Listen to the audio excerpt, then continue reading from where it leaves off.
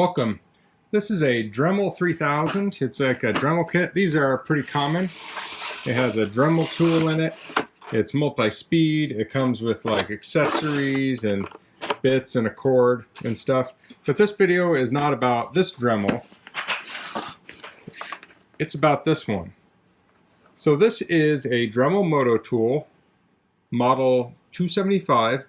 And I'll put a link in the description of this to some of these on eBay, and to use that link, it helps me out a little bit. It doesn't cost you anything extra. And this Dremel I got as a child, I think for Christmas, for my birthday, I don't remember. But this was a single speed Dremel. So if I remember correctly, they had three Dremel models. They had this model, which was single speed. They had a double speed model, and they had like the variable speed, which is what you see mostly today. So this one, the switch would go on and off. It had a shaft lock here. It would lock the shaft for changing the bits. It had a collet on there. I don't know where the collet went on this.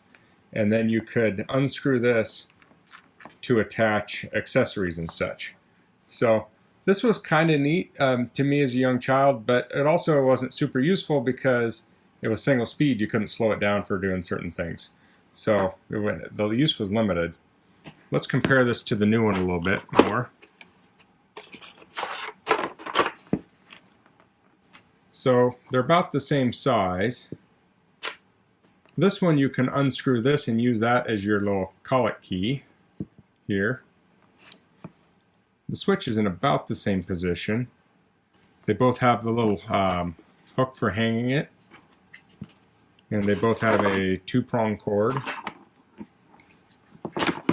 So this doesn't work anymore. I plug it in, and actually it will spin up, but I'm going to take it apart and we'll look where it failed. This is a T15 torque screw holding this together.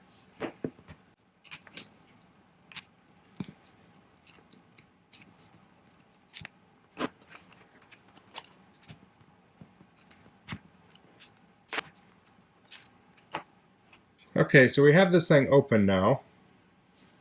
And you can see here it does turn, but the failure point of this is right here. So what this had here was a rubber tube to decouple the motor from the drive. So see, when this turns here, it doesn't turn the motor, okay?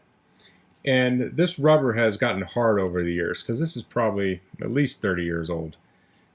This got cracked, and I can't find this part anywhere. If you know where I can get this part, hey, let me know. It'd be fun to fix this just for nostalgic purposes, if I can do it cheaply. But this like tube here would decouple this shaft, so it would just flex a little bit, and this spins at 30,000 RPM. At least it says it does. I haven't really checked it. So it has some little bearings here. So there's two bearings here on the main shaft. Okay, and this here engages with the lock down here. So when the lock slides, it engages with this.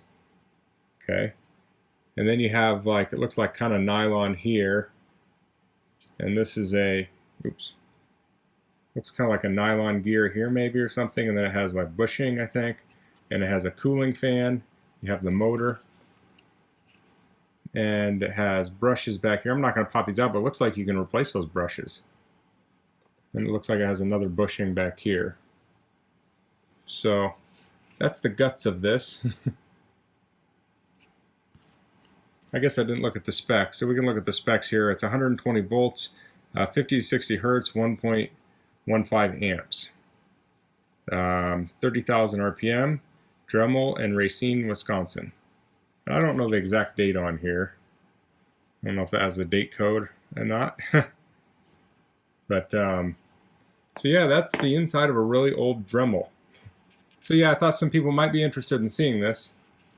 So if you have any questions, please leave them in the comments. If you like this video, please click like. If you haven't subscribed to my channel, I'd appreciate it if you could do that. And thanks for watching. Until next time, goodbye.